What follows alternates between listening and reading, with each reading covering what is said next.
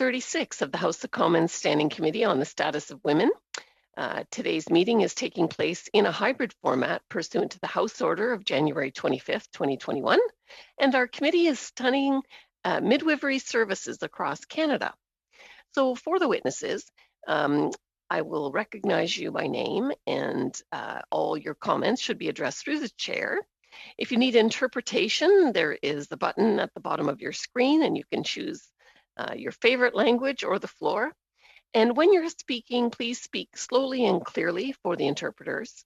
And when you're not speaking, your mic should be on mute. And so now I'd like to welcome each of our witnesses who are going to have 5 minutes for their opening remarks. We have from Laurentian University, Robert Haché, President and Vice Chancellor, and Marie-Josée Berger, the Provost and Vice President of the academic area. And we have from the Association of Ontario Midwives, Ellen Blaise, who's the Director of Indigenous Midwifery. And so we'll begin with Robert for 5 minutes.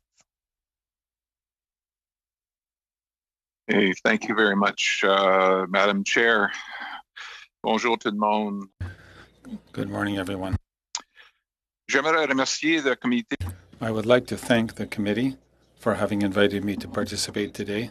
The committee's work in examining critical issues such as women's health, support, and care for certain groups of women, women's labor issues, and challenges faced by women living in rural communities, for example, is essential. I am pleased to speak to you today from Laurentian University in Sudbury, in northeastern Ontario, located on the 1850 Robinson-Huron Treaty territory of 1850 on the traditional lands of the Tecumseh, Anishinaabeg, and Wahnapitae First Nations. Earlier this year, Laurentian faced a devastating choice: close the university's doors or declare insolvency and set down the path of the Companies Creditors Arrangements Act to ensure the university's survival. The choice was a stark one, and it had major consequences, and we were at an impasse where decisions had to be made to ensure our long-term future. And one of these decisions was the termination of our midwifery program. FEM programs have been a point of pride for Laurentian University and indeed an area of need for the province. It has been a very expensive program to deliver relative to other programs. Indeed, it has actually been 2 programs, one in French, one in English, with a total of 30 staff across both programs, with faculty and support duplicated for each program. With revenues capped well below the cost of delivery of the programs, in a situation where decisions needed to be made to restore the financial viability of the university, it was no longer possible for Laurentian to continue to offer these programs. To accommodate midwifery students, Laurentian has been working with the other programs in the province and is communicating options to help students make informed decisions about their academic future to ensure that they complete their degrees. Further, the total number of midwifery training positions in the province will not change, as the Laurentian slots are being redistributed across the other programs in the province. Laurentian's efforts are firmly trained on the future, on what comes next, on rebuilding, on excelling in our mandate of educating the future leaders of our global communities. We remain deeply committed to our bilingual and tricultural mandate, offering strong programs in French and English with Indigenous contents and program options across faculties. La Laurentienne continuera. Laurentian will continue to provide post-secondary pathways for our North's first-generation learners,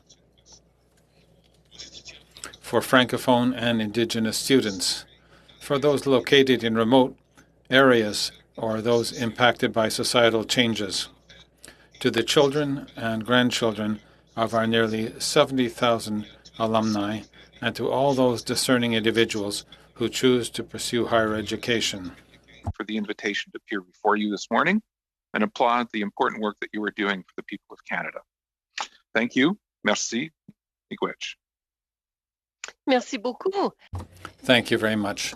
And now, Ms. Belay, you have 5 minutes. Thank you. Shigole, good morning. Speaking to you today from Wisconsin First Nation near Parry Sound. Thank you, committee members, and thank you, Madam Chair. I am honored to have the opportunity to have a few minutes to share with you some words about the value of Indigenous midwifery to the health and wellness of Indigenous communities. My name is Ellen Blay, and I hold the position of Director of Indigenous Midwifery at the Association of Ontario Midwives.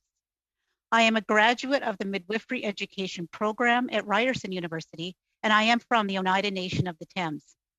I would like to share the name I was given that connects me to my spirit. In the Oneida language, my name is Kanikajija, which means little flower. I was born through the waters of many flowers, who was born through the waters of she who carries flowers, my maternal grandmother. My identity comes from a place of dislocation from the moment I was born, through being taken away at birth by child welfare, from my culture and from my roots. The story of Indigenous midwives is inherently related to dislocation, as well and up to including the closure of the Laurentian University Midwifery Education Program. Sadly, my story is shared by many. Although Indigenous people make up about 4 to 5% of the population of Canada, in many jurisdictions, we are well above 60% of our populations in the care of the state. Since Indigenous midwives are often present at the birth of Indigenous babies, they work hard every day to intervene in these destructive practices and are providing excellent clinical care to every Indigenous family they are working with. However, there are far too few of us to sustain this kind of work into the future. I have 3 recommendations that I will now share and then provide you with real-life context of why these recommendations are relevant. Commitment from the federal government to build capacity for Indigenous midwifery programs and services by developing a funding strategy to ensure Indigenous midwifery is core funded. Commitment from the federal government to provide a mechanism to hire midwives and provide housing and infrastructure for midwives in First Nations and Indigenous communities. Commitment from the federal government to provide funding for Indigenous midwifery education so that individual communities can support broader initiatives or create their own midwifery education programs that are relevant to the community, self-governed, and community responsive. To connect the theme of dislocation, the history speaks for itself. The colonization of Indigenous lands and resources also involved the forced removal of our children by the state to be placed in residential schools, now replaced by the current child welfare system, the medicalization of childbirth, and along with policies embedded in the Indian Act, pushed Indigenous midwives to the side and extinguished their work. Without these overwhelming forces, midwives would have stood strong to keep birth in our communities. Midwives would have held our babies close and would never have allowed infants and children to be taken out of their mother's arms. The anti-Indigenous racism that is so prevalent in our health system would not have been allowed to develop exponentially to the point where Indigenous people die from lack of culturally safe care. In addition, the closure of Laurentian University has left a huge gap in providing midwifery education in the North, and with that, access for midwifery education for Indigenous students and the growth of Indigenous midwifery in Northern communities. Allow me one moment to ask you a few questions to illustrate my story. If you have had children, I ask that you imagine yourself when you were preparing for childbirth, or maybe even preparing for the birth of your grandchild. What were your hopes and dreams for your birth? Where were you going to have your baby? Most likely you were thinking about your home, your family, and your community. Now I ask that you replace your thoughts with these. Imagine yourself getting on a plane alone about 4 weeks before your baby is due. You wave goodbye to your family and hope they'll be okay. You arrive in a small rural or remote community thousands of kilometers away where you know no one. You live in an unfamiliar place and you wait 4 lonely weeks until your baby is born. At your birth, there is no family, no home, and no community. You get back on a plane and you go home all alone with your baby in your arms with no support. This is what Indigenous people have had to do for generations. It is a harmful and hurtful practice. I ask you one last thing. Where is the sound of a newborn baby's cry? We have only silence. What does that mean for the health and wellness of your community? What has been lost? In conclusion, access to Indigenous midwives are imperative for the health outcomes of Indigenous communities. Please consider these recommendations. We are tired of holding this up on our own. We know that to bring back birth is to bring back life. We know how to do this. We are strong. We know what we need, and we are brilliant. I will conclude with a final ask by sharing a quote from the Women Deliver Indigenous Women's Pre-Conference. We ask the Government of Canada to measure the health and wellness of Indigenous women, girls, and gender diverse people as an indicator of the health and wellness of the entire nation. Thank you. Meow and go. Miigwech konika jeja. And now we'll go to our first round of questioning, and we're going to begin with Ms. Sahota for 6 minutes. Thank you, Madam Chair, and thank you to the witnesses for being here today and your testimony. My question is, Ms. Blaise, you touched on diversity a bit. I'm just wondering if either yourself or the other witness can speak to the reception. How is midwifery received by other groups of different ethnicities? How about LGBTQ community? What's the reception in terms of the program? How many of different ethnic groups or LGBTQ individuals sign up for these for this program, and what is the do these ethnically diverse groups or LGBTQ communities use midwifery as services basically for the birth of their children? Yeah, I mean, I'm most expert in the Indigenous communities, of course, but just based on my experience living down in Toronto, there are many practices that serve specifically and very specially LGBTQ 2QS communities. We have a very diverse population of clients that have midwifery care, as diverse as you can even imagine. And also in the Indigenous communities themselves, we're very diverse. There's no such thing as a pan-Indigenous approach to Indigenous midwifery. So yes, to answer your question, very, very diverse client populations.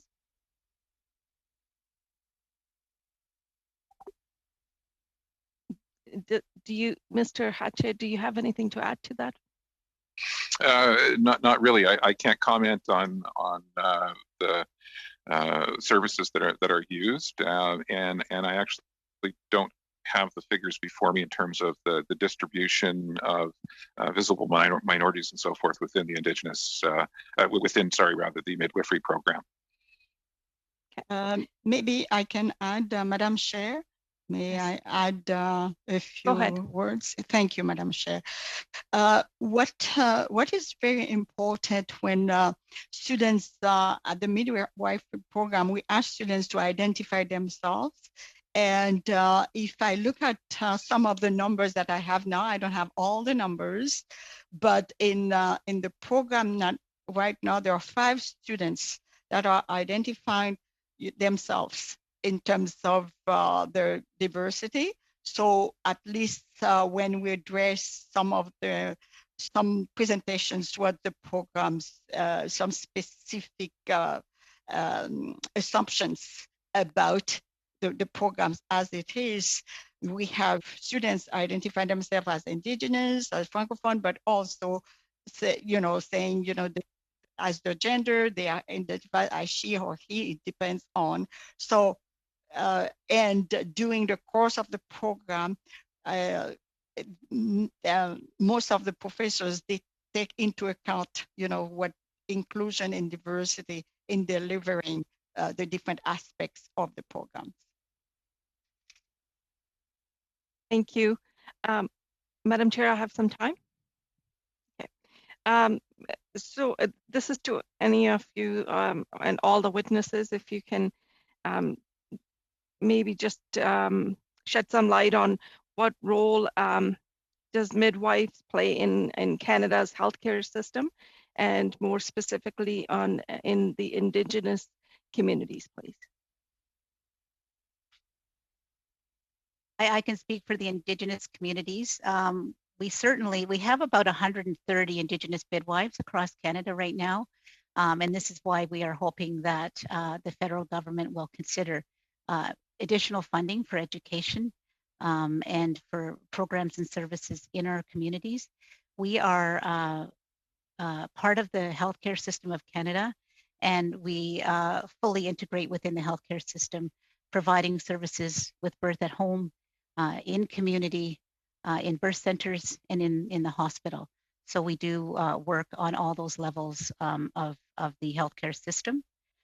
And in terms of Indigenous, as I said before, we have about 130 Indigenous midwives working across Canada, and about 30 specifically in Ontario, and they work fully integrated with the healthcare system as well. I hope that's helpful. Thank you. One more minute. Time's up. Oh, 1 minute. Oh, 1 more minute. Okay. Maybe I can pose the same question to our other witness here, Ms. Berger. Sorry. Thank you. Thank you for your question again. I think well, what is very important is this program at Laurentian is part of a consortium. So there are 3 universities, Ryerson, McMaster, and Laurentian, and they work together to prepare the program. So most of the courses are delivered, thinking, the reflection, the critical thinking, everything is part of the consortium. So the students, we prepare them for, looking at, they look at different aspects. One of them is the geography, the special population groups, and including Aboriginal and Francophone, but also it's because of the trends of the program, some of the programs are offered part-time and also full-time, to give opportunity for students to complete their programs, depending, if they are in the north, the remote control, the remote area, just to make sure that we accommodate them. So it's part of the consortium work. Excellent. And maintenant, nous allons... And now, Mr. Sarré for 6 minutes. Thank you, Madam Chair, and thank you to our witnesses for coming here today to discuss a very important topic for our community. As a graduate of Laurentian, my father, my daughter, and newly from April 12th, and it's very difficult for the community and for myself. I was very disappointed and frustrated to learn about the cutbacks at Laurentian in the programming, and also the image of Laurentian University, which I'm still very proud of, but I have a hard time with the process underway. So I know I don't have much time. We have to regain that confidence in the community, that trust. But today we're looking specifically at the study on midwifery on the program. We've heard repeatedly that there's an urgency to keep the midwifery program in Northern Ontario. It's been pride for the last 28, 30 years. Rural focus, the Northern Ontario, strong partnerships, the Laurentian Lakehead, focus on Indigenous studies, the only bilingual program in Canada. So can you confirm today what efforts are being made to support this program to stay in Northern Ontario? So thank you very much for the question.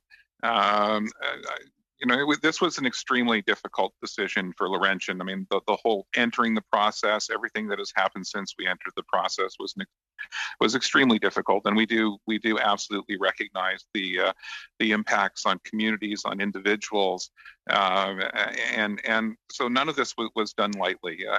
Very simply, as I referenced in my opening remarks, Laurentian did not have a choice.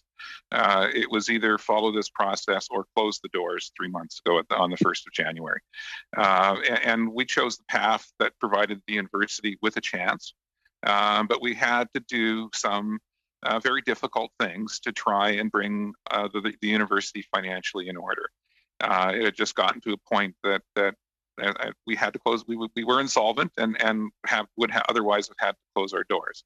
So we went through an exercise that looked at all of our programs on the English side, on the French side, to identify those areas and those programs that would help support a financially viable university going forward, and those programs which were just unaffordable could not be maintained going forward. And it's truly unfortunate, but the midwifery sage-femme programs were clearly programs that cost us more to deliver than we receive revenue. So, Monsieur Haché, we heard clearly, from witnesses that the program, midwifery program with the Tri-Council will now be McMaster and Ryerson, which is an hour apart. Very little rural experience, very little Indigenous experience, very little French experience. There's a natural fit here, and I don't know if there's been conversations, but there's a natural fit here to have NOSM deliver the program. There's Collège Boréal that's here in Northern Ontario. So have you considered these options? Is there conversations with Laurentian and the Minister of Colleges and University to have the midwifery program remain in Northern Ontario in partnership with NOSM and the possible Collège Boréal? Again, thank you for the question. We've had many conversations with the Ministry of Colleges and Universities and the Ministry of Health, which provides support for the program as well. The program, as you heard, is part of a consortium. And so the steps that have been taken have been to close the programs at Laurentian and to transfer the students and the student positions, so the slots that were previously held at Laurentian, to Ryerson and McMaster. So the total number of training positions will continue in the province. However, they will be redistributed to the existing consortium partners. So this was done in the best interest of the students. It's notwithstanding other initiatives that might be possible in the future to create new consortium partners or programs. It was simply in the situation that we were in and having to deal with students that were continuing clinical placement into the summer and needing to have certainty for the fall. This was judged by all to be the most appropriate solution for the students that are currently in the program and for the program going forward. So the students here in September are going to McMaster or Ryerson and with the program, but is there any conversations with the provincial government to ensure that these students remain in Northern Ontario? Like, we have to try and, time is of essence here. McMaster doesn't have experience, as I said, in rural, doesn't have experience in Indigenous or Francophone services. So how can we support, and this is a federal committee, how can the federal government support Laurentian or support the province? But we need a proposal from either Laurentian or the province to support the midwifery program to stay in Northern Ontario. What can we do to help? So thank you. So first, let me indicate that for the students that are in the program, they will be attending virtually in the fall. So they will not be physically needing to move to attend the program. In addition, all of the clinical placements that happened in the north will continue to happen to the north, and this is something that we did work very carefully with Ryerson and McMaster to ensure that clinical placement opportunities would continue to be available in the north going forward for students that are in the north. For the students that are in the Francophone program, there will be French language opportunities to allow them to complete their program and to complete their training in French. And so all of that is being built in and provided as a result of the transition that is occurring. Excellent. Maintenant, Excellent. And now, Ms. Larouche, you have 6 minutes. Thank you very much to the witnesses for being here at the committee today.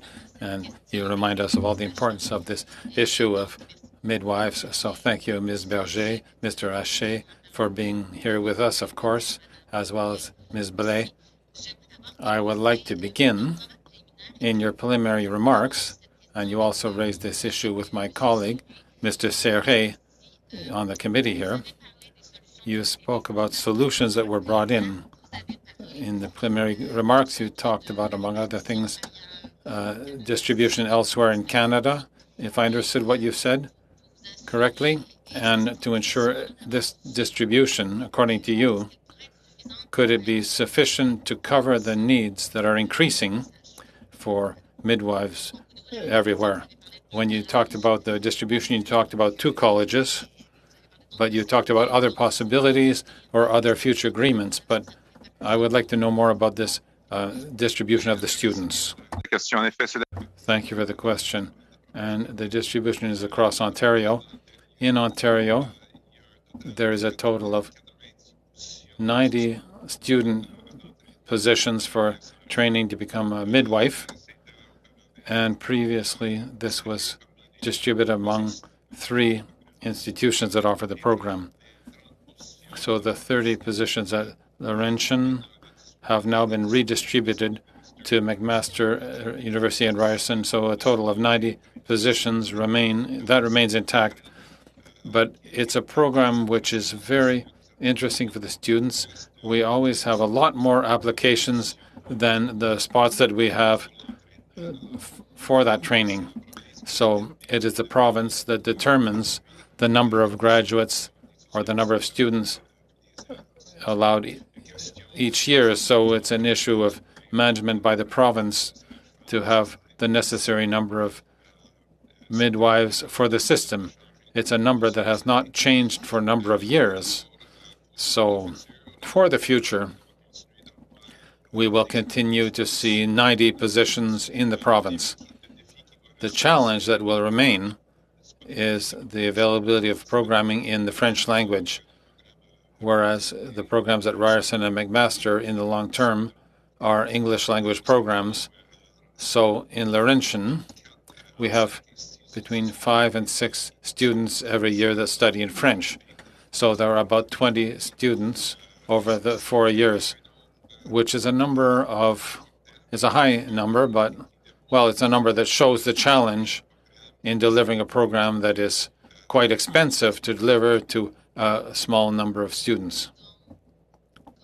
So then you said that there will be clinical traineeships in Northern Ontario, in French language communities, but there will also be challenges with regard to the monitoring of the French language students that are going to follow the program, and I imagine that will apply to the Indigenous students too. So I imagine those challenges will continue to exist.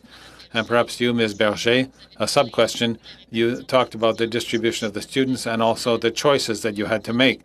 And you talked about that as a question. Perhaps you can confirm it. The matter of the programs that had to be closed is essentially a financial issue. Is that what I understood from you? Can you confirm that, Ms. Berger? What do you think about this financial argument for closing the midwifery program?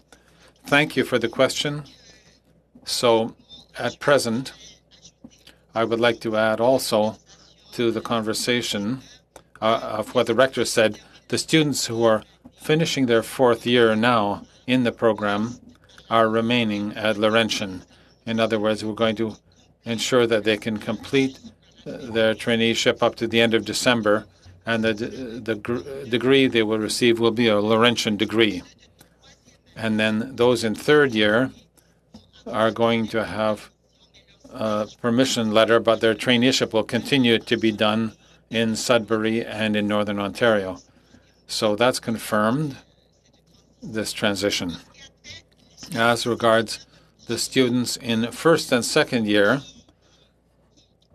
who will be transferred to McMaster and Ryerson to complete their studies. Now, as regards the consortium, as the rector mentioned, receives the financing, the funding from, well, the Department of Health and the Department of Colleges and Universities. All of this is coordinated inside the consortium. So, of course, when we look at the number of students, as was already mentioned, and the programs and the quality that we have to provide that is really important for a midwifery program as delivered by the consortium, even if we work together to set up the program, the curriculum, and so forth, nevertheless, the cost does not really correspond to the revenues. Point of order. Yes, Mr. Angus. Madam Chair, I've been told that Parleview has no sound. There are many people in Northern Ontario who are trying to pay close attention to this. I think we need to find out why they're not being able to hear the testimony of the witnesses. Definitely agree. Clerk, can we suspend momentarily until we can get that working? Thank you.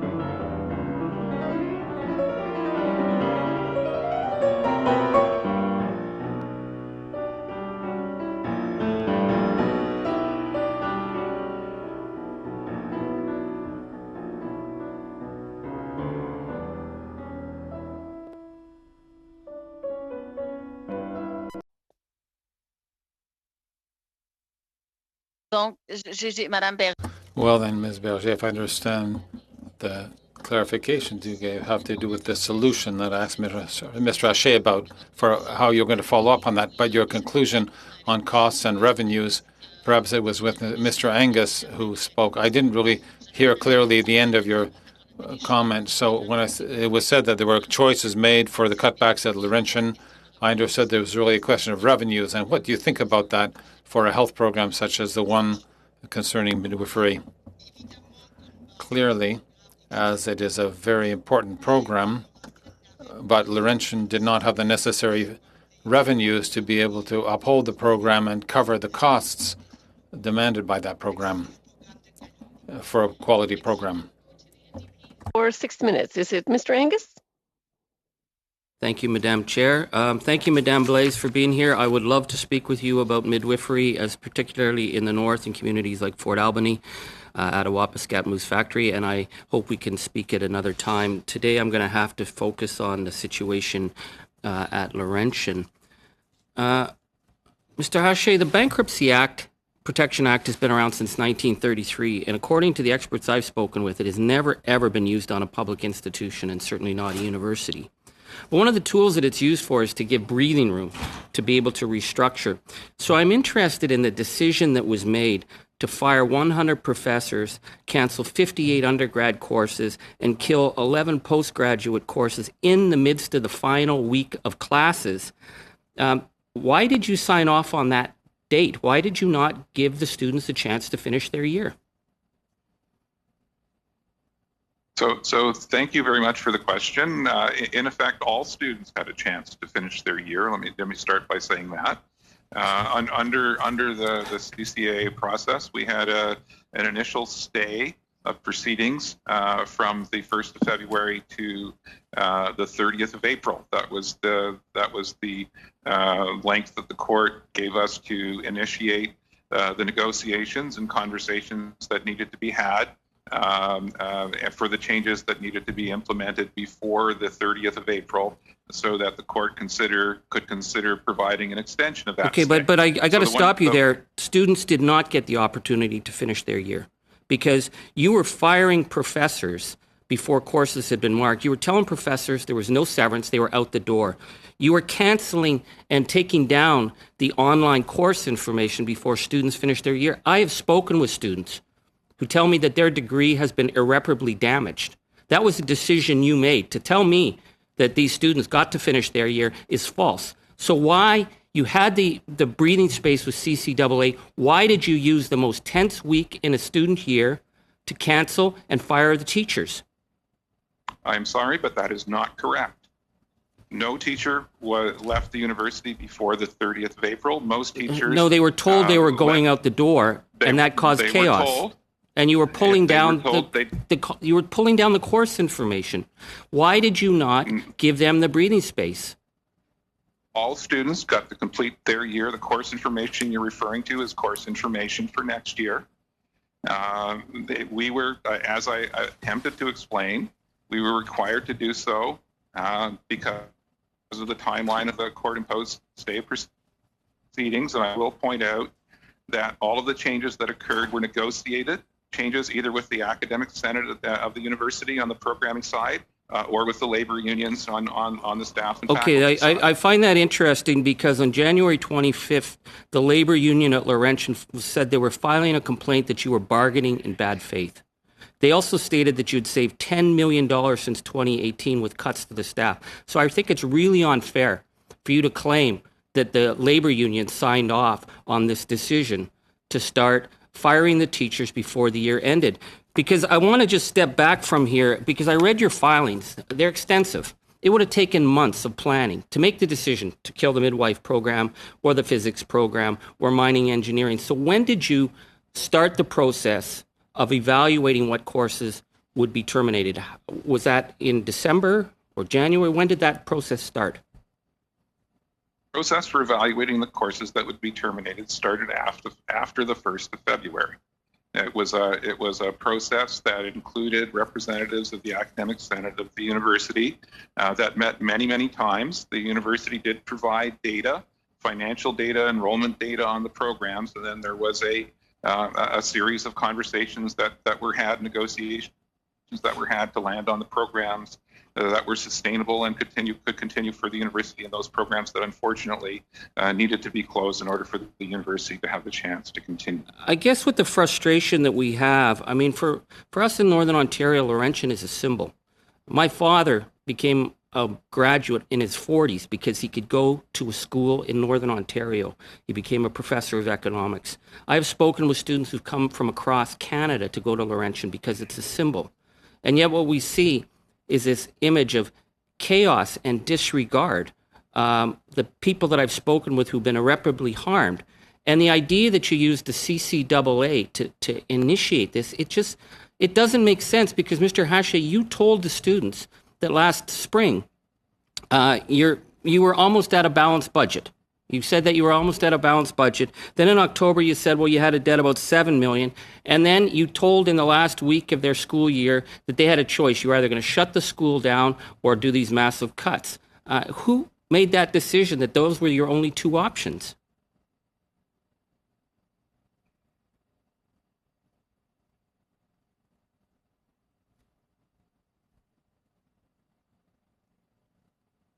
Hello? Monsieur Haché? Madame LaRouche. Oui, Madame la Présidente, effectivement. Yes, Madam Chair, as a matter of fact, as far as the interpretation is concerned, in the case of Ms. Blais, there was a poor connection, the same thing from Mr. Haché, and now the image seems to be frozen, and they have a hard time understanding to be able to translate. Absolutely. Mr. Haché. Or can you add that to me? Actually, 30 seconds. The 30-second sign was well, up with the at 30 intervention. seconds. I stopped the clock at the intervention, Mr. Angus. 30 seconds for Mr. Haché to respond to your question. So I'm not sure exactly what the question was, because I had some audio issues as well. Well, the question is that you told the students that last spring you were just a couple of $100,000 away from having a balanced budget. Then in October, you said that your debt was about $7 million with an impact of $5 to $10 million from the pandemic. Then the 2nd of April, you dropped this bombshell that you had only two choices. You were either going to shut a university that had 60 years of public investment and walk away on it, or you had to do these massive cuts. That does not, you're not telling us something here. Were you not aware that that debt was there, or were you using this process for other reasons, to cut your staff with your collective bargaining agreement? Why did you go from telling people that you were almost at a balanced budget to telling us you had to shut the doors, and that took place in less than a year? Well, simply it was required that we have a balanced budget. At that point, Laurentian had no additional capacity to take on additional debt, and so we did work very hard prior to the pandemic to meet the projected budget of the year, but then with the overall, we just simply had no more room at the end of that. So on the 1st of February, we had to take the decision, as Laurentian was insolvent, and we had no alternative but to close the doors or to initiate this process. And we initiated this process to provide a future for the students. I'm sorry, that's the end of your time, and I certainly was more than generous with the time, I would point out. Now we're going to Ms. Wong for 5 minutes. Thank you, Madam Chair, and thank you to all the witnesses. And I'm really sorry to hear the closure of this very important program as a former faculty member as well, and then later on becoming the administrator. I do know the challenges on both sides of the table whenever you talk about funding. However, there, I had several questions. First of all, the impact of COVID-19. I understand that, because of COVID-19, many programs are not, fully attended by students, and therefore fees, are an income, revenue, I mean. And then, of course, other programs which are generating revenues might have been impacted. So can the Laurentian administrator comment on that to explain your decision? So thank you very much for the question. So indeed, the campus has been functioning virtually since middle of March when COVID, middle of March last year, when COVID fully arrived. But at that point, Laurentian was actually the first university to transition from face-to-face to virtual programming. We did it virtually overnight. All students completed their term. We ran a spring term. Enrollments have not been significantly impacted by COVID per se, but students are not on campus. We are actually looking forward to a return on campus this September. But for the past year, students have been working virtually. They have been advancing in their studies, and the programming continues to be offered. But a significant portion of revenue at the university does happen through activities that occur on campus, so-called ancillary revenue that was lost, residences that are not being used, etc. And so that does provide financial challenges to the university. In addition, there are a number of additional expenses that were incurred because some activity needs to continue on campus, research, for example, and so increased safety protocols, cleaning, and all of the rest of it. So COVID has had an impact. But it was, is not the only impact on Laurentian. There are a number of issues that Laurentian has faced over the past decade that ultimately led us to where we were at the end of January. Do you have a special program for international students at your campuses or your campus? We do have international students at Laurentian studying in a variety of areas. I would say the greatest concentration is in the Faculty of Management. And do they have they been affected by COVID, and therefore affecting the revenue? Because I mean, everybody knows, that international education does bring a lot of revenue to universities and colleges. Yes, and it has no question the students have been impacted because, but I really want to actually applaud the efforts of the government of Canada to provide the additional flexibility that they provided last year to allow international students to continue to study virtually. I think that's been really, really important. And so by and large, international students at Laurentian have continued in their programming. It is, particularly challenging when classes are at 3 o'clock in the afternoon at Laurentian, and that means it's 3 o'clock in the morning where the international student is actually studying from. But we've done our best to provide, opportunities to view lectures at convenient times rather than specific times, and do whatever we can to accommodate international student learning. And so that has continued. The international student enrollment at Laurentian has actually not dropped as significantly as many other institutions, so it has been maintained. And it is something, of course, that will be important as we look towards the fall and hopefully the penetration of the vaccine and the reopening of travel and so forth to be able to welcome international students back on campus. They are important to the university. They are important to the whole community. Having that international flavor on campus is important to all students. Yes, thank you very much. And then my next question is directed to our First Nations I'm sorry, person. Ms. Wong, you're out of time. Now we're going to Another Ms. question Sidhu then. for 5 minutes. Thank you, Madam Chair. Thank you all the witnesses for joining us today. And I would like to ask a question to Ms. Blaise. Ms. Blaise, you spoke of how you would like to see more resources put towards Indigenous midwifery training. What are some of the ways you have been able to incorporate Indigenous medical practices with the Western ones? That's thank you, Madam Chair. May I respond now? Thank you. Yeah, that's a really, really important question. And I think one of the things to point out is that, in fact, a lot of the time that kind of programming within the midwifery programs themselves existing in the university programs, the 3 university programs have not necessarily integrated Indigenous knowledges, whether they be cultural from elders and of course from within communities. So this is why we feel that directing some funding, some strategies towards including culturally based education coming from within community would be relevant and appropriate for Indigenous people in their communities to identify wanting to be a midwifery student and to learn more. And then it would be well tailored to be able to begin in community to self-define what that means. I hope that helps answer your question. Thank you, Ms. Blaise. Madam Chair, I want to give my time to my colleague, Mark Surrey. Very good, Ms. Chasseret. Thank you, Madam Chair, and thank you, Sidhu.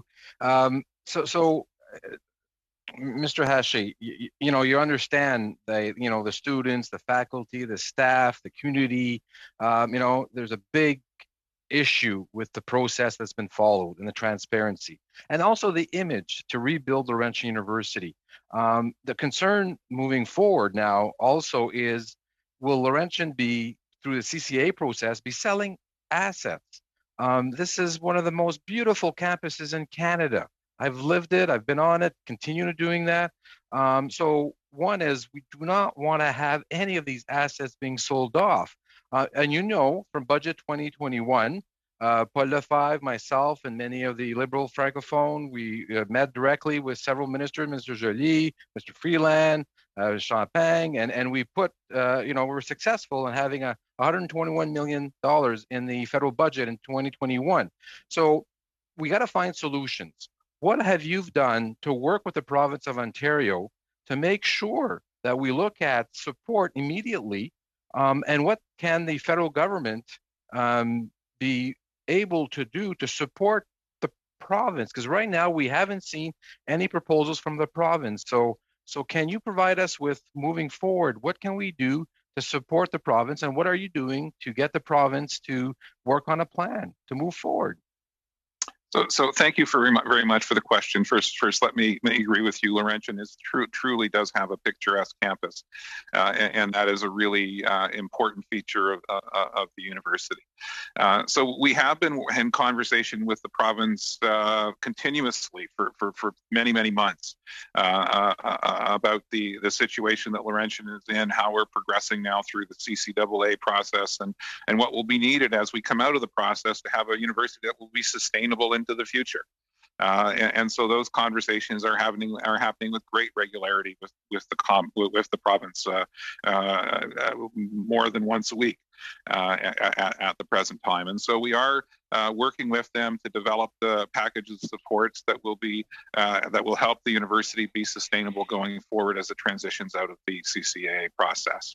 At the same time, we are doing an audit of space at the university, because it is important that we be able to ensure that we have the infrastructure that we need to support the students going forward, to support the university going forward. And so that's the other aspect of it, to ensure on the first hand that we have the campus.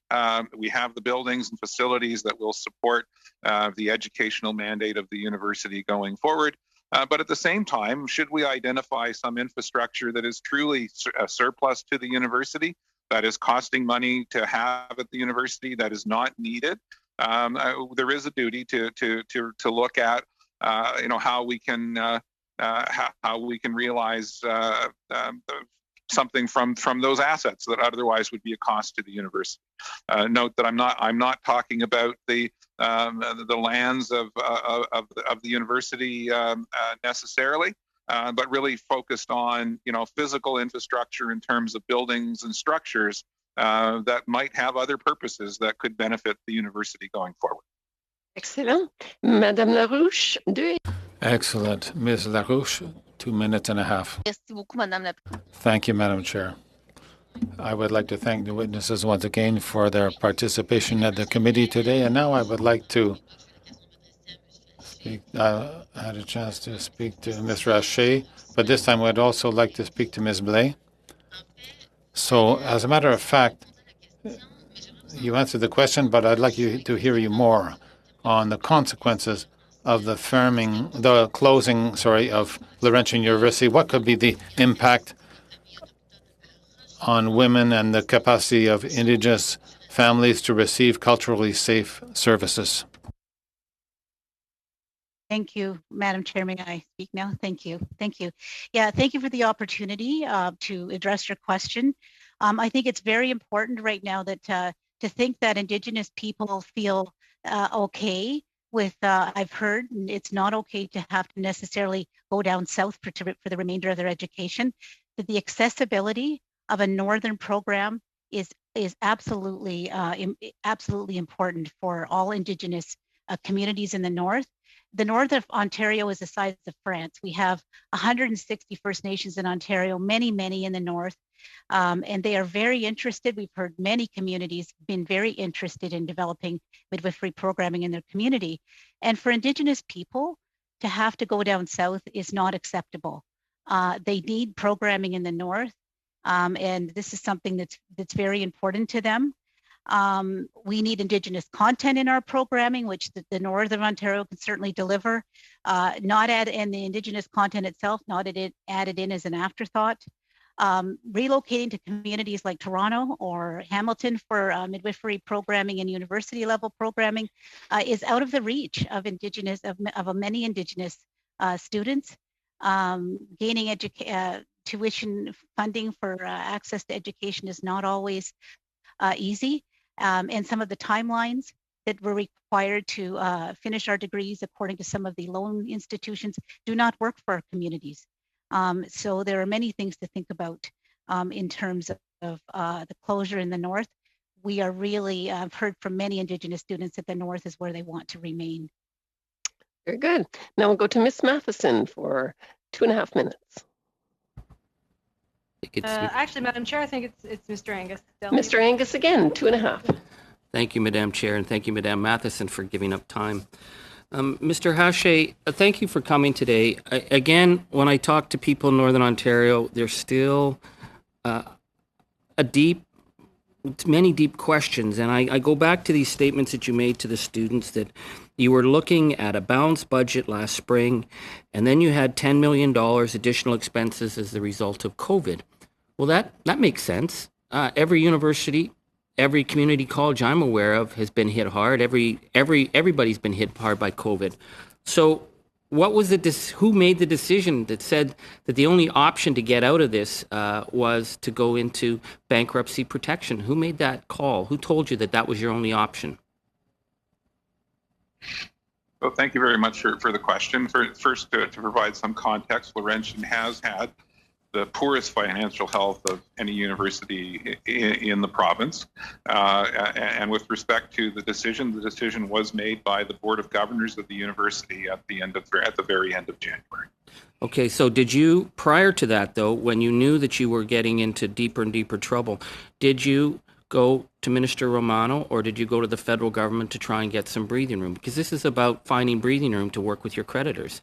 Did Minister Romano tell you you were on your own, or the federal government? Why were you not able to get that breathing room? I mean, we're talking about an institution that is unique for Francophones, for Indigenous, for working class Northern Ontario, people who've come from all over the world to this university. I can't imagine they all just said, hey, well, whatever, we'll just see it all torn down. So to get that breathing space, were you turned down by the province, and did you talk to the feds? So thank you again for the question. We in the months leading up to the decision to file, we indeed had extensive conversations with the Ministry of Colleges and Universities and with the Minister's office, i.e. with the province. We also had conversations at the federal level of what could potentially be done. I can't comment on the decision-making process on the government side. All I can say is that at the end, but you were then, was that the reason you had to go into CCAA, because at the provincial and federal level, they were not willing to help out an institution as important as Laurentian? I'm sorry, that's the end of your time. Now we're going with the remaining time. We've got 2 minutes each for the Conservatives and Liberals, starting with Ms. Shin for 2 minutes. I'd like to thank the witnesses for being present today and helping us have this discussion on this very important topic. I'd like to ask Ms. Ellen Blaise, how has the COVID pandemic impacted the services of midwives in Indigenous communities? That's a really good question. Thank you.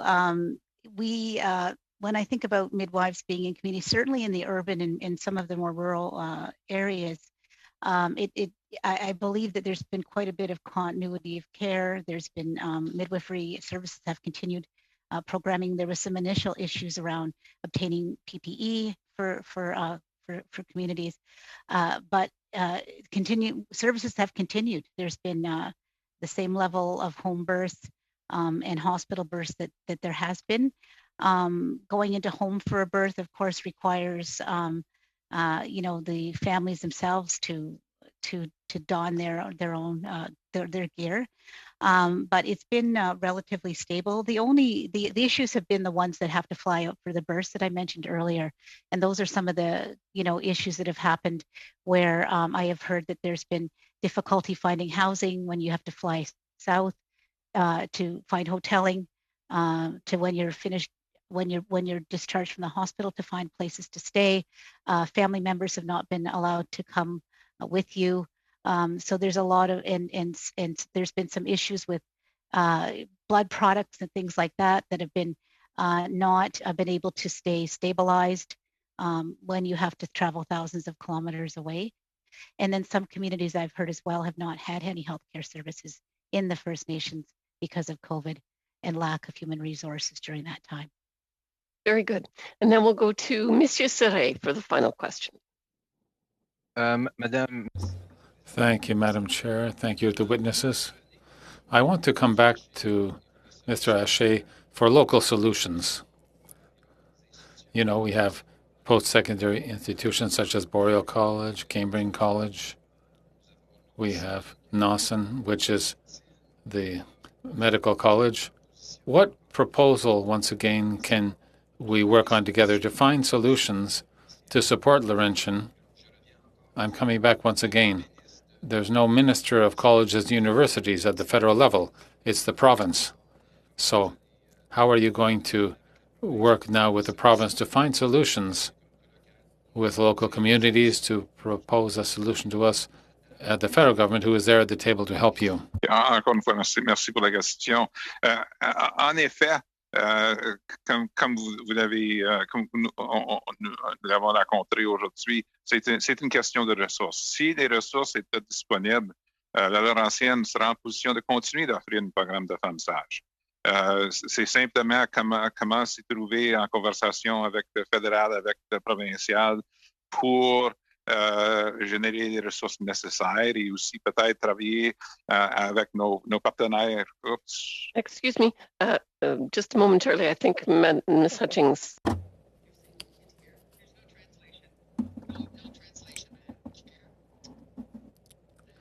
It should be working now.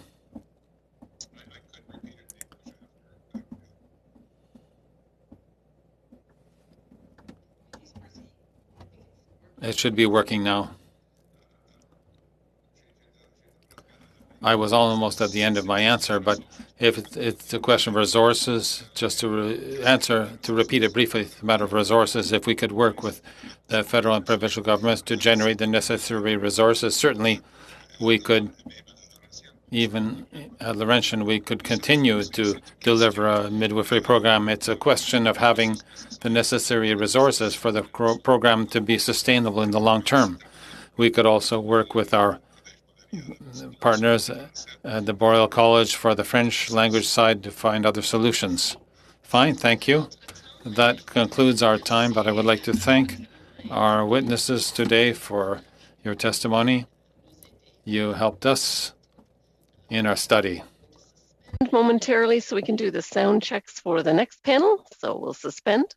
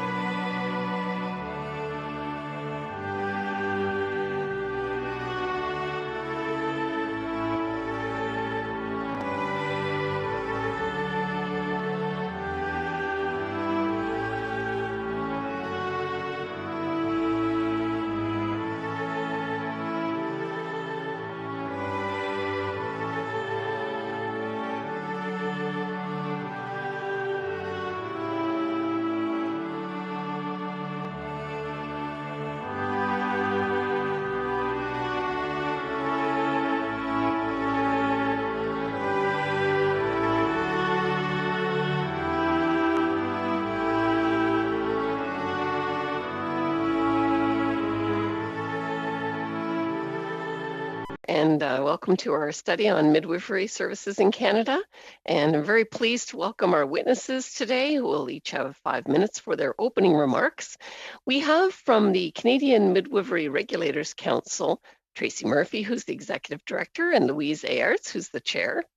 And we have from the National Aboriginal Council of Midwives, Claire Dion Fletcher, who is the Indigenous Registered Midwife and co-chair, and Brenda Ipu, also an Aboriginal Registered Midwife and another co-chair. And the Regroupement Les Sages-Femmes du Québec, we have Josephine Giroux, President and midwife, or we will have all eventually. So we'll start then with our guests from the Canadian Midwifery Regulators Council. Louise, you can begin. You have 5 minutes. Thank you, Madam Chair and members of the committee. My name is Louise Arts, and I'm the board chair of the Canadian Midwifery Regulators Council. I'm speaking to you today from the unceded Coast Salish territory, represented by the Musqueam, Squamish, and Tsleil-Waututh nations. I'm pleased to have this opportunity to appear before the committee regarding your study on midwifery services in Canada. The Canadian Midwifery Regulators Council is a network of provincial and territorial midwifery regulatory authorities. Collectively, we regulate the profession of midwifery in Canada. Like many other health professionals, each jurisdiction has its own midwifery regulatory authority or college, which works to ensure public safety by setting registration requirements, setting and enforcing standards for safe and ethical care, and responding to complaints from the public about midwifery services. Midwives must register with the college in their province or territory in order to practice. Midwifery is currently regulated in all jurisdictions in Canada except for Prince Edward Island. Ontario was the first jurisdiction to regulate in 1993, followed by BC in 98. The Yukon is our newest jurisdiction to be regulated. This took effect in April of this year. And the CMRC is now supporting PEI as it works to regulate midwifery. There are less than 1,700 practicing midwives in Canada. Ontario has the most, with around 800 practicing midwives. The next largest jurisdiction is BC with 325. At the other end of the spectrum, there are 10 midwives in the Northwest Territories, 6 in New Brunswick, and 6 in Newfoundland and Labrador, for examples. I'd like to speak about Indigenous midwifery from a regulatory point of view. Indigenous students may take any of the recognized midwifery education programs in Canada and are eligible for registration in their jurisdiction through the regular channels. Further, Ontario and Quebec have laws that provide exemptions from registration for Indigenous midwives working in their communities. In Ontario, the exemption clause has been enacted, but it has not yet been in Quebec. In BC, the midwives regulation includes the ability to regulate a class of Indigenous midwife, which also has not been enacted. The CMRC's mission is to encourage excellence among Canadian midwifery regulatory authorities through collaboration, harmonization, and best practice. Some of these recent efforts have included revised entry to practice midwifery competencies, common registration requirements, and a shared letter of standing and professional conduct. We are also working to harmonize self-assessment by midwives, Indigenous midwife self-identification, labor mobility, and emergency skills training certification. The CMRC also owns and administers the Canadian Midwifery Registration Exam. All midwifery regulatory authorities, except Quebec, require applicants to successfully complete this exam prior to registration. Each year, between 110 to 150 midwifery candidates write the CMRE, and these individuals are from our Canadian Baccalaureate Midwifery Education programs or bridging programs for internationally educated midwives. As evidenced by these numbers, midwifery is a small professional group and is limited in terms of growth by the numbers of graduates entering the profession each year, i.e. under 150 across the country. The CMRC was disappointed to learn of the closing of Laurentian University's midwifery program. This leaves only 6 baccalaureate midwifery education programs in the country, and only in the provinces of BC, Alberta, Manitoba, Ontario, and Quebec.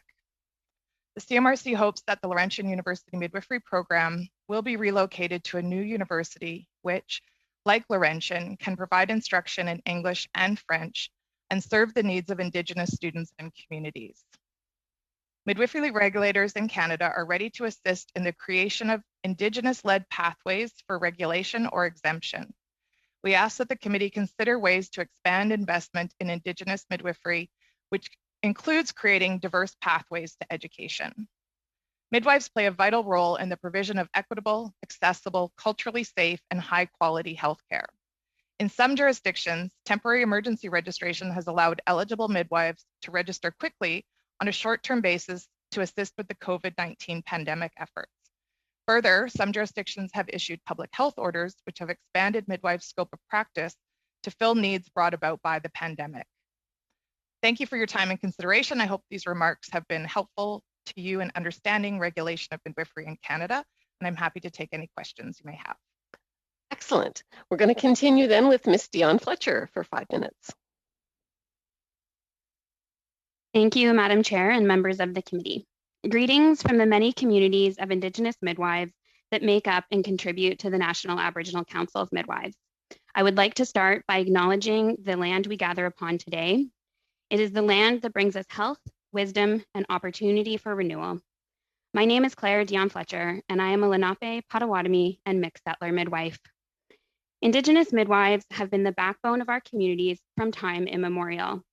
Colonization, including the medicalization of birth, sought to erase our pivotal role in our communities, our Indigenous knowledges, and our governance systems, drastically contributing to the poor health outcomes we see today. Anti-Indigenous racism is a problem in this country. It exists in all of our systems, judicial, health, education, and beyond.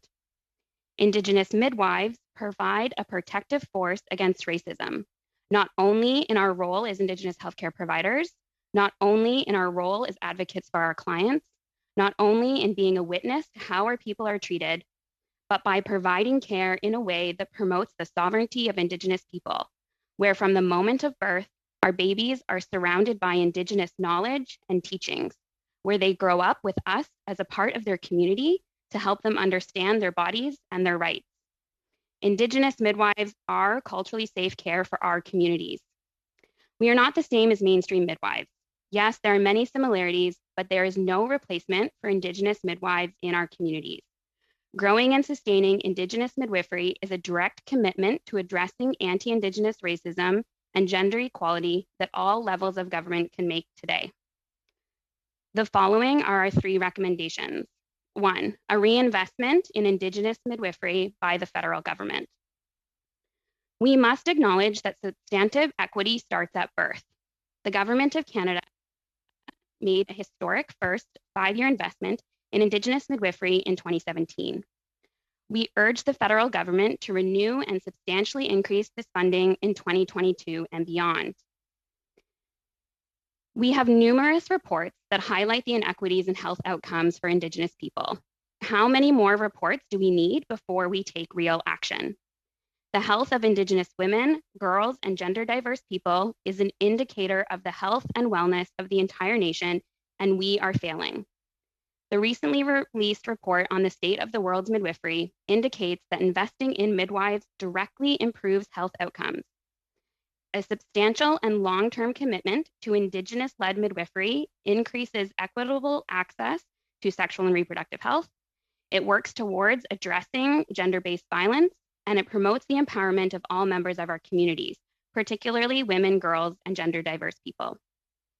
Recommendation 2, the addition of midwifery to the job classification system of the Treasury Board of Canada. At present, there is no federal recognition for the profession of midwifery, which creates barriers for communities wanting to hire midwives. Midwives are essential primary healthcare providers. The lack of recognition by Treasury is a key barrier to establishing and sustaining midwifery services for Indigenous communities. The cost of non-Indigenous-led primary healthcare to the health system and to Indigenous communities is unjustifiable. Recommendation 3, an investment in Indigenous-led midwifery education. As Indigenous midwives, we know that education programs need to be close to home. We need to train more students and retain them within our communities. The closure of the Laurentian Midwifery Education Program is devastating for rural, northern, francophone, and Indigenous midwifery. However, we need to also be clear about the limitations of the current university-based education program for Indigenous midwifery students. These programs have rigid structures that do not acknowledge the family and community roles of Indigenous students and are based in colonial systems that fails to recognize the importance of Indigenous knowledge and ways of being. The recognition of Indigenous knowledge is a skill in midwifery, and it is crucial for meeting the health needs of our communities. Our current system is failing prospective Indigenous midwives and urgently needs to be reimagined. Indigenous midwives in communities across the country are working to diversify pathways to education for Indigenous midwifery students. It's time for the government and the university system to catch up and invest seriously in Indigenous-led midwifery education. This is a commitment the government can make as part of its work addressing anti-Indigenous racism. Anti-Indigenous racism is the root of inequity in Canada. Our colonial legacy has been uniquely borne out by Indigenous women, girls, and gender diverse peoples, which affects all of our families. Indigenous midwives return to Indigenous communities the respect, autonomy, and reverence for all of our life givers. Anna Sheik, thank you. Thank you very much. Now we're going to briefly suspend while we do sound checks for our two other witnesses who are here now.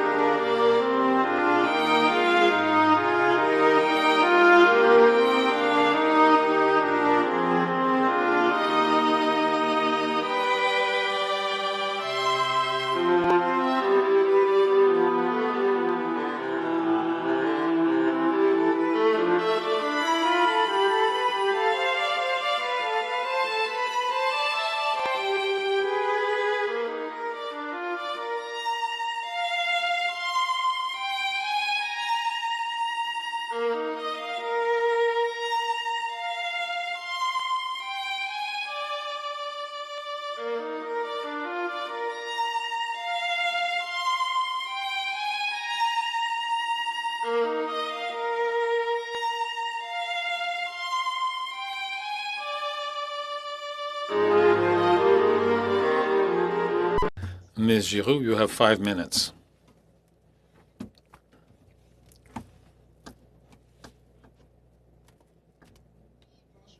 Yes, hello. I hear music in the background.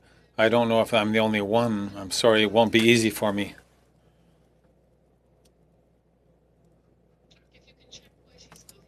In her ears. Est-ce que vous êtes Are you on interpretation? The button down below? Yes, it's the interpretation. Okay, I'll close it. Just check if you're on English or French. Moi, je la laisse. I'll leave it. I leave it off when I'm speaking because I find it's easier, but it's up to you. Can you still hear music? J'entends encore la musique, même si... I still hear the music even if it's switched off for the interpretation. That being said, I can go ahead. I can concentrate with classical music in my ears. So I have no idea where the music is coming from because we don't have any here. It may be from... Okay, it ended. Okay, everything is fine then. We like music anyway. Ready. Absolument, vous pouvez commencer. Fine, you may begin, Ms. Giroux, for 5 minutes. Fine. So, hello, everyone. Thank you very much. Thank you, Madam Chair, for welcoming me today. I'm Josiane Giroux, a midwife and president of the RSFQ, Regroupement des Sages-Femmes du Québec. In Quebec, Sorry, I'm very sorry. It's because I can hear my own voice coming back after a time lag, so I can't speak. Yes, we'll suspend while we address the technical issue.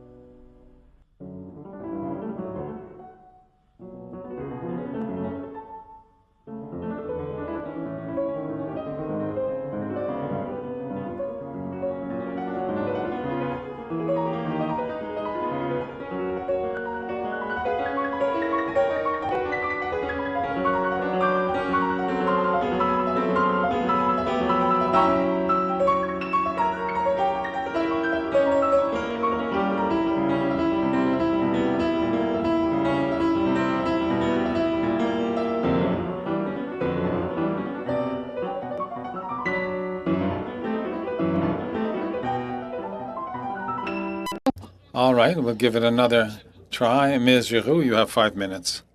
Very well. Hello, Madam Chair. Thank you for welcoming me today. So I'm Josiane Giraud. I'm midwife in Quebec and president of the RSFQ, Regroupement des Sages-Femmes du Québec, which is the professional association of midwives representing more than 240 midwives working in the province. And it works to develop the profession and its specificity within Quebec's healthcare system in collaboration with citizen groups committed to the accessibility of midwifery services for the needs of the population, and also to give a free choice for a birthplace for women in accordance with the standards of practice of the profession and its philosophy.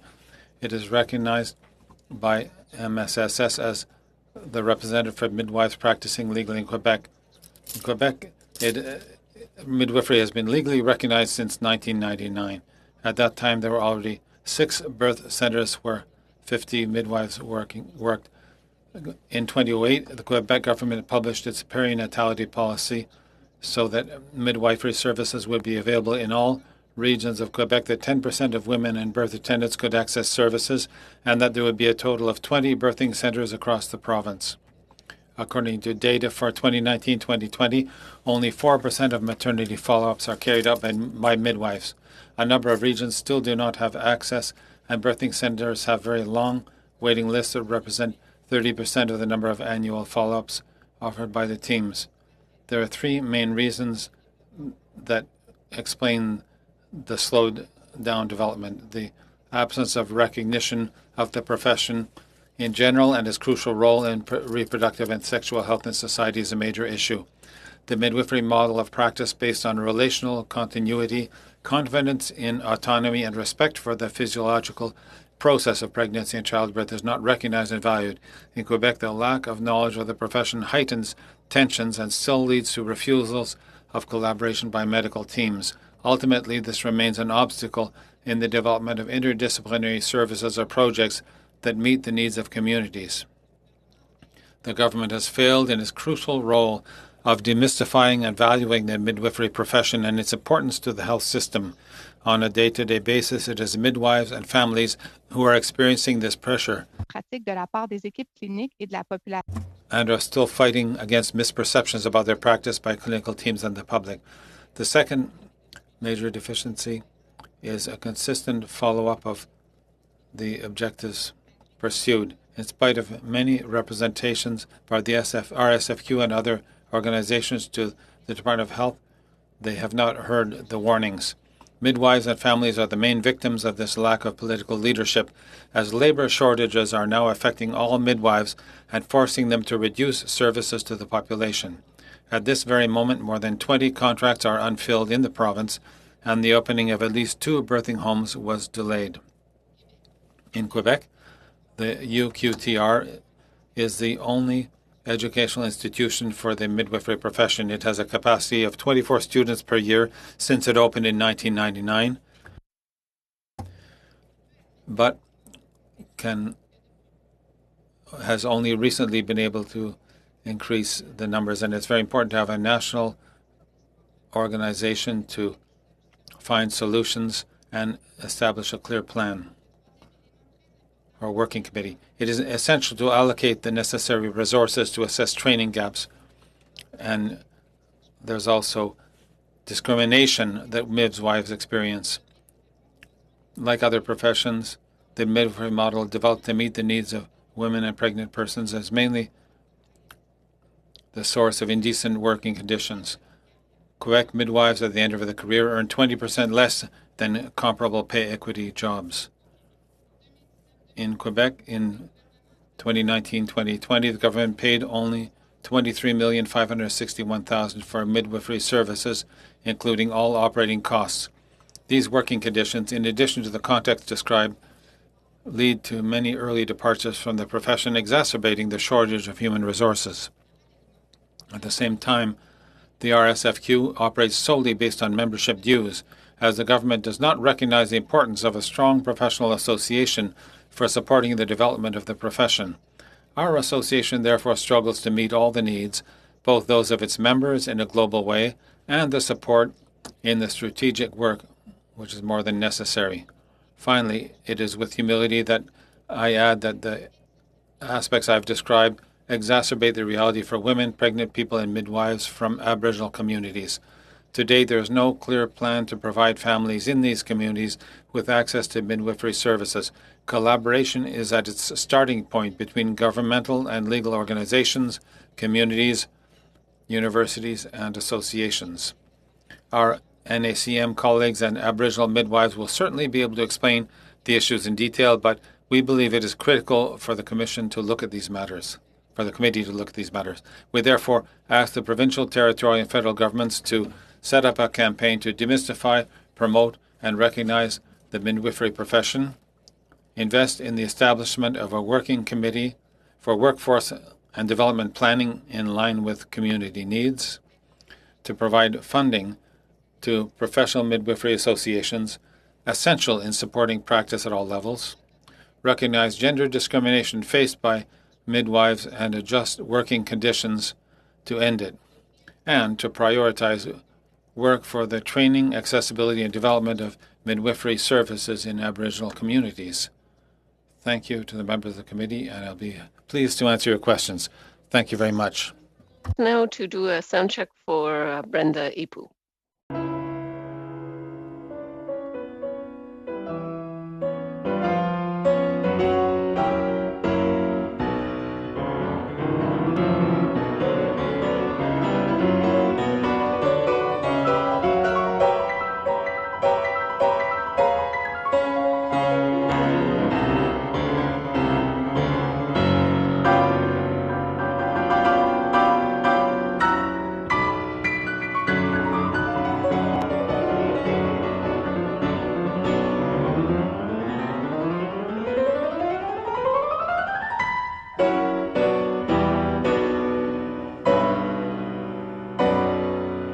Thanks so much.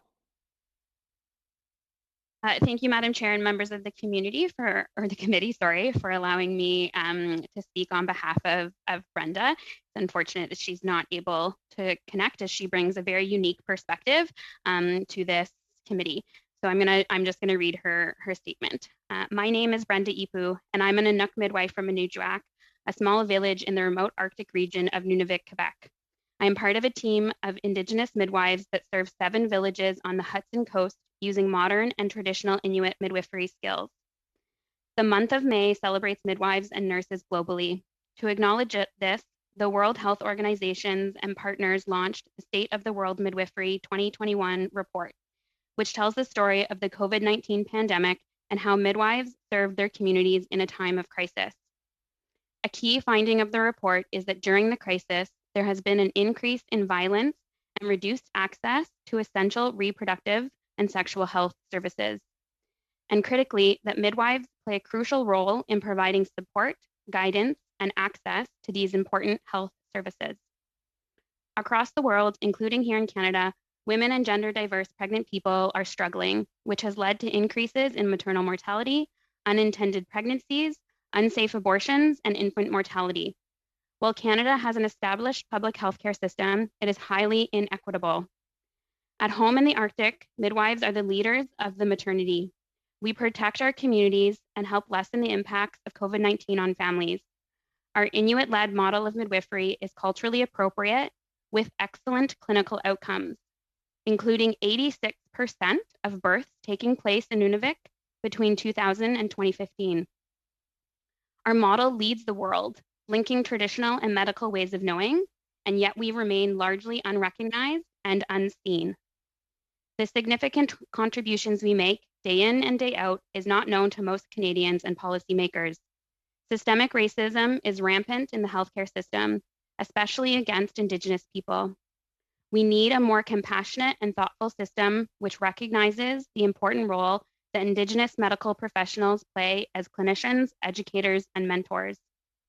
The National Aboriginal Council of Midwives believes that investment in Indigenous-led community-based education strategies are critically needed. This investment will create meaningful opportunities for Indigenous training, apprenticeships, and ultimately increase culturally relevant service capacity. NACM has already developed a sophisticated Indigenous midwifery core competency framework, which allows communities to customize opportunities to maximize local benefit. We are ready to partner on expanding this initiative to create a more inclusive, responsive, and equitable healthcare system, especially for Indigenous people living in rural and remote communities. Here in the North, we do more than catch babies and do postpartum care. We provide an opportunity for children to be born on our land, in our communities, with a sense of place and pride. It's all about our families, communities, and creating future generations of healthy people. Thank you. Thank you very much. And now I apologize for all of the technical difficulties. It looks like we'll get one round of questions. So we'll begin with Ms. Wong for 6 minutes. Thank you, Madam Chair, and thank you to all the witnesses from different parts of our nation. And I have had the privilege of visiting many of your communities, and I was especially impressed that we have somebody from BC, because my riding was is in Richmond, Richmond Center. So welcome, Louise, to be one of our witnesses. So I understand that the professional recognition of midwives is so important, because and then it leads on to the status, and then also pay equity and a lot of those related issues. So can either Tracy or Louise comment further on how important it is for the regulators to make sure the quality is out there, and that the midwives get the training and also the recognition, especially in pay equity and all the other areas. Madam Chair, am I okay to respond? Thank you, and thank you for the question. I think it's really important that midwives are regulated health professionals, that we are able to provide that safety that comes with being part of a regulated college. It speaks to the registration requirements. What are those education requirements? It speaks to the quality assurance programs that we put in place, and in particular, the ability to respond to any complaints and address any conduct or competence issues that might exist. And that has definitely impacted the professionalism of midwifery. And yet, a lot of the issues that you've heard spoken to by my other witnesses remain, where there are areas who still block midwives, lots of turf wars between different providers and the such. But definitely in terms of where we've gone in terms of professionalizing this and through regulation, I think has gone a long way, and wherever it can be recognized and midwifery as that primary care service benefits midwives across the country. Thank you. And my other question is about foreign credential recognition. I think this is also a very important element to be able to meet the growing demand for midwives across the nation. Well, this is a federal committee, so I just want you to comment further on that, please. Sure. At the moment, there's 2 bridging programs for internationally educated midwives in Canada, one in Ontario and one in BC. And so the method for getting getting registered in Canada is as an internationally educated midwife to take one of the bridging programs in order to bridge to what is the Canadian model of midwifery. But as they say, at present, there's just the 2 programs that are bringing in internationally educated midwives at present. Thank you. And then my next question is directed to Madame Fletcher. You did mention a lot about the inequity and also the recognition, again, just mentioned about the professional status of Indigenous people. You also mentioned in some of your reports that when access to healthcare services are challenging in many Indigenous communities, which might force Indigenous people to seek their care outside the communities. And then Indigenous people have reported experience of racism and violences. I'm really alarmed by what the association or the council has reported. Can Madame Fletcher comment further on that, please? Yes, thank you for this question. You know, I think as I mentioned in my remarks, we have a number of reports that have been put out by but at both a national and a provincial level. So there's the In Plain Sight report from BC. There's the First People Second Class Treatment report. There's, you know, the recommendations from the Truth and Reconciliation Committee, the study on missing and murdered Indigenous women and girls. We have numerous reports that speak to the racism that Indigenous people face in the healthcare system. And this is something that happens to us on a daily basis and really affects access to care. And one of the ways to combat this is by having Indigenous healthcare providers. And the closer to the community and the closer to our ways of knowing and being that those providers are, the better it will be for our health outcomes.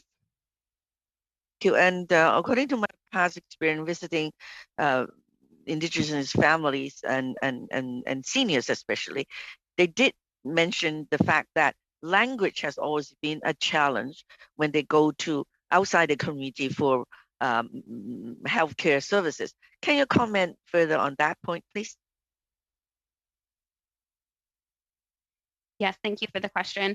I think that is a crucial aspect, and thank you for bringing it up. And not being able to access healthcare in your own language is extremely difficult, and we can see this in many areas of healthcare.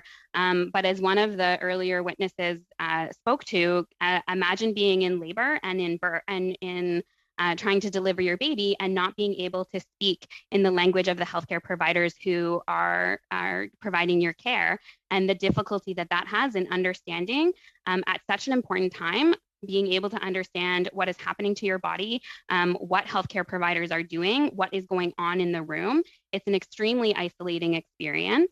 And then to be in a situation where a number of Indigenous women are, when giving birth far from home, you don't have family members around, you don't have the support of your extended family or your community, and you are, it's very isolating, and it does not improve health outcomes.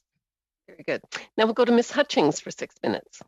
Thank you, Madam Chair. And I'd like to thank all the witnesses for your passion. And this has certainly been an education process for us on committee, and a topic that's been so interesting. I live in a very rural riding, and many of the similarities of our Indigenous peoples are the same in rural ridings. Louise, I have a question for you. How has the COVID-19 pandemic impacted the practices of midwives all across the country, but especially in rural areas? Do you have a comment or two on that? Sure, and I'll start with the positive. I think that the COVID-19 pandemic has forced across the board us to think outside the box, and in some ways, jurisdictions have looked to midwives to solve some of the issues that have come forward. So in some cases, they have expanded the scope of midwives. So midwifery is quite unique in that it is defined in terms of the restricted activities as services that are provided to a pregnant person or someone in the postpartum. So midwives have lots of skills, knowledge, education, judgment that falls outside of that period as well. So for example, being able to test for COVID, midwives within the regulation could do that for their pregnant clients, but not for the general public. So health orders were expanding those services. Similar for administering the vaccine. They could do so for their clients, but not necessarily for the full public. And so midwives were looked to, and scope was expanded through temporary orders to allow midwives to fill those gaps because they are in rural and remote areas. And they have that knowledge, skill, and judgment already. It was a natural extension of that, which has been positive. Where I would say on the negative, very much in terms of the burnout piece, some of the existing structures that were in place for others around personal protective equipment didn't fall into place for midwives right away, especially in the home birth setting. So there was PPE. Everyone knows there was very limited PPE across the country, but what there was in the hospital setting. And so midwives weren't able to immediately access PPE for home birth and really had to, again, think outside the box in terms of being able to provide that care in a safe way. So I think there is general burnout. We have seen increases in home birth through the pandemic, where people have looked to avoid being in the hospital setting. And so a lot on midwives. And there's many times there's very few in small communities. So to have someone need to isolate or contact COVID-19 was very impactful on those communities. Thank you for your answer. Claire, the NACM produced a community readiness guide, and it was to support Indigenous communities as they reestablish and grow your community-based midwifery services. Can you just tell us a few things about the guide? How was it developed and how it's been received throughout your communities? Yes, thank you.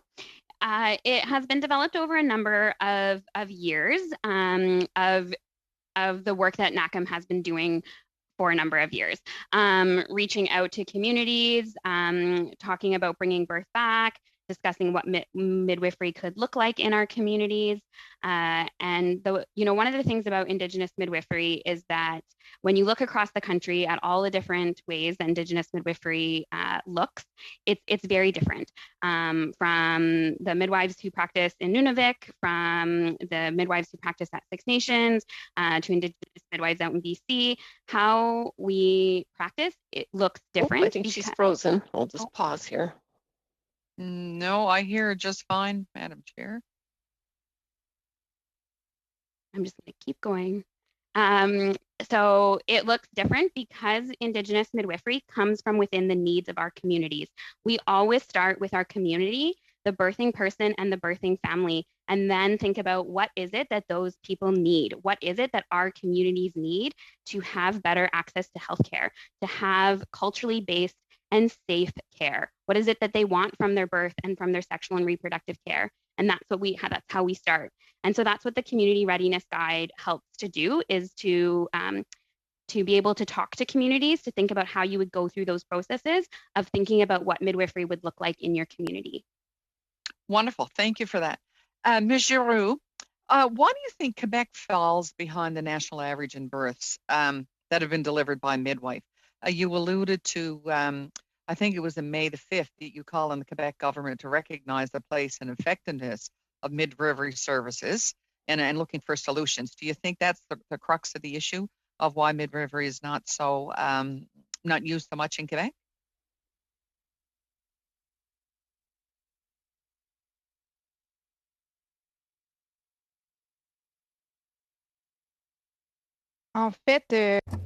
Actually, as I mentioned, and thank you for the question, as I mentioned in my remarks earlier, the reasons are quite varied, but primarily, why has there been no clear plan?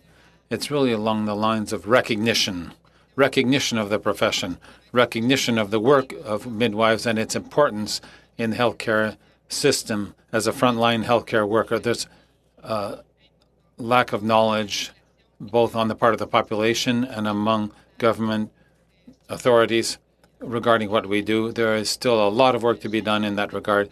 There has never been a campaign or project to deal with that problem. So every time new services come out in a region, everything has to be rebuilt continually. And just that work alone takes up a great deal of time and energy directly on the part of the professionals, the midwives who have to do that work on a day-to-day basis. And all of this indeed has an impact and slows down the development, among other things. So there are a number of aspects, but I believe that fundamentally, as I mentioned, that is the aspect which needs to be worked on the most. Excellent. And now, Ms. Larouche, you have 6 minutes. Thank you very much, Madam Chair. Thank you to the witnesses, Ms. Dion Fletcher, Ms. Arts, Ms. Murphy, for being here today. It's always appreciated to hear people who live in the field and the reality. of midwives. I would like to start by coming back to what was raised by a few people. Ms. Arts, I would like to hear you and Ms. Giroux also on this subject. The pandemic brought out a certain lack of means for this profession. Particularly, it was mentioned the individual protection equipment and the recognition to, and also to provide greater means, whether it's protection equipment or financial means. This could also assist with better financing. We would be able to set up more projects, whether for training of midwives or recognition of midwives. So this lack of means, Ms. Art, you talked about personal PPEs, and Ms. Giroux, I'd like to hear also from you about this shortage of means. Thank you, and thank you for the question. I think that, one of them, of course, was the PPE. Another is about the different supports that can be in place. And there are different structures across Canada of how midwives are compensated. So in some jurisdictions, it is an employment model. And in other jurisdictions, it's a fee-for-service model. So BC and Ontario, as our two largest providers, are fee-for-service models.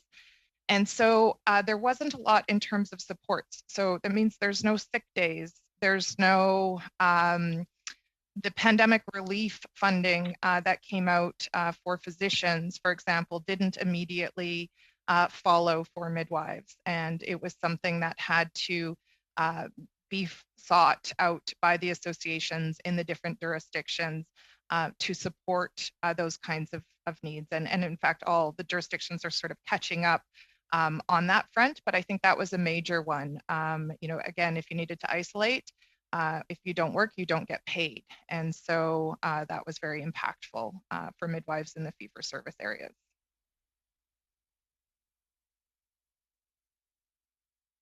Madame Giroux, est-ce que quelque chose? Ms. Giroux, regarding the shortage of means and how we could work on that to improve the profession. Yes, thank you for the question. Of course, the health crisis, the pandemic, has worsened many of the problems and has exacerbated the aspects I talked about, the lack of resources, the shortage of midwives. So in the short term, these are aspects that cannot necessarily be worked on, but what is felt is the shortage of means, particularly for the association. So the efforts that we made were considerable in the pandemic to support our members with all the changes and all the new clinical instructions, how to apply the measures and support on how to adjust for obtaining PPE and other new aspects. Of course, this was strongly felt by our professional association, but having worked with all the professional associations across the country, we were all in that situation, and it would have been very helpful then for us to have additional resources and, of course, financial resources to have people working with us. So very few people get involved for the midwifery profession when issues like this come up. So this would be an aspect that would be very important to deal with regarding the development of the profession for the future. So as far as you know, there's an increase in health transfers to give. It would be to give more funding to the provinces to help the profession to develop. We'll need greater financial means. Is that what I understand from what you're saying? That's what I understand from what you said. So in the previous panel, one witness also made a link between births and Indigenous communities being accompanied by a midwife, and some of the births where she even touched it in with the residential schools and the issue of midwives taking care of people in the babies right from birth within the community for Indigenous communities, and how this could assist in the process of reconciliation. So Ms. Arts or Ms. Dion or even Ms. Giroux, you also raised that issue, the importance of recognition in Quebec in Indigenous communities. Claire, why don't you take that one? Allez-y, Madame Dion-Fletcher. Thank you. Please go ahead, Ms. Dion-Fletcher. Yes, thank you. You know, this is something that's important in all of the provinces and in Quebec as well. And, you know, and again, I'm going to reference the numerous reports that we have that speak to this and speak to the importance of Indigenous midwifery in improving health outcomes, but also as a step towards reconciliation and ensuring that our knowledge and our ways of being and are protected, and that we provide a protective force for our families. We take care of our families. We work to keep our families together. And midwives play a crucial role in that, as you know, the previous witness, Ellen Blais, has said, and I'm sure as Brenda would speak to, and any Indigenous midwife who I know, the role that we play in promoting the well-being of our communities, but also in showing the strength of our families and how we can parent our children is crucial to our families staying together and to the numerous systems in this country that try to take our families apart, to showing that we can parent and we can parent well. Very good. And last round of question to Ms. Matheson, 6 minutes. Thank you so much, Madam Chair, and thank you to the witnesses. In previous days on this study, we heard specifically a recommendation from forgive me, I forget, I think it was a couple of the witnesses anyway, that said that they would like to see a national chief midwifery officer and the creation of that national branch. Could you maybe, Ms. Arts, speak to how the federal government could support that and if that would be beneficial? Yeah, I absolutely think it would be beneficial. I use an analogy borrowed from someone else of needing a conductor. And, you know, that type of role and that type of person could help to serve as the conductor, to be able to think about all the different pieces and how to allocate the monies and look at this from that big picture perspective. So I absolutely think that there would be a need and a benefit to such a position. And Ms. Dion-Fletcher, how would this office, how could it better support without subsuming in all those ways, but be an ally, be there with a new moving forward of Indigenous midwives? Like, do you see it as a separate office, or would it? Have you thought about that? Has it been a recommendation going forward? I mean, you talked about all the different types of Indigenous midwifery, so could it go hand in hand? So I think we could. I think it could. You know, I think that needs a little bit more thought and a little bit more planning. But I do think that there are ways that we can work together. I think even just from this panel, like today, and also on the other days, all of the people who have been speaking, all of the midwives have talked about Indigenous midwifery, and I think that's really you know, something to highlight, that whether the midwives are Indigenous or not, there is a strong recognition of the importance of Indigenous midwifery from our non-Indigenous midwifery colleagues. And I think that, you know, we only need to look at the partnership, the very strong partnership between the Canadian Association of Midwives and the National Aboriginal Council of Midwives to see ways that we have figured out how to work together and how to support each other. And actually how, you know, we often think about non-Indigenous organizations as being the support for Indigenous organizations. And I think that is something that, you know, we really try to disrupt that notion at NACAM and CAM, and we really actually see the ways that the National Aboriginal Council of Midwives has contributed to the development of the Canadian Association of Midwives and how we work together at a partnership level. And so I think that is something that could extend to this midwifery chief officer, and we would be able to think about and work through. Now, I find it fascinating that, I mean, at least in Ontario, where I'm a member of parliament, midwifery services have been delivered for 30 years. And the fact that there's this constant pushback, that there isn't a recognition for within hospitals, that there is still this underpayment. And I know, again, in Ontario, they've been fighting for pay equity, and they've actually been working through the Human Rights Commission for pay equity. Ms. Giroux, you spoke about that specifically. Is there a similar movement in Quebec? Are you looking at are Quebec midwives looking at that, because you specifically addressed pay equity as a huge deterrent, actually, to attract some midwives as well? Oui, merci. Yes, thank you for the question. On a legal level, the situation in Quebec is quite different from that of Ontario. The midwifery profession was recognized. Actually, the Pay Equity Act applies.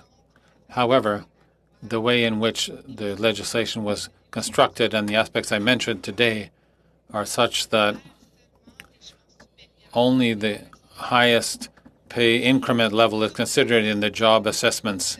And there are different ways of evaluating the situation. And you see that when I spoke earlier about the 20% difference, it's over the course of a career. So how the pay increments were set up and whether or not you recognize the availability, the on-call duty that they have for all the families they assist. There's not much financial recognition attached to that. So those issues remain very important. And of course, we deal with them in different ways. It's complex.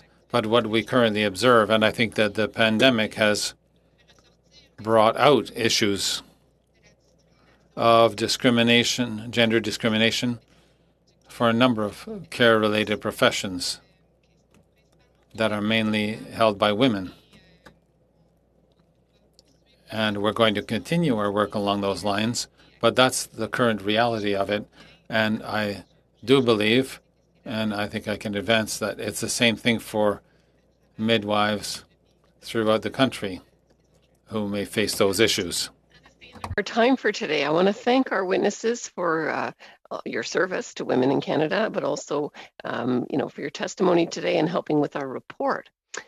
For the committee members, you will have received the second version draft of the unpaid work study. And so is it okay to request that all of your supplemental or dissenting reports could be submitted by June 1st, which is next Tuesday, in order that we stay on schedule to be able to table that? Is that okay? Yep. Looks good. All right. And so then I would remind you that our meeting on Thursday is from 6:30 to 8:30 in the evening Eastern Standard Time. And we will be considering our report, finishing up the women's unpaid and then moving on to the sexual misconduct in the military report. Is it the pleasure of the committee to adjourn?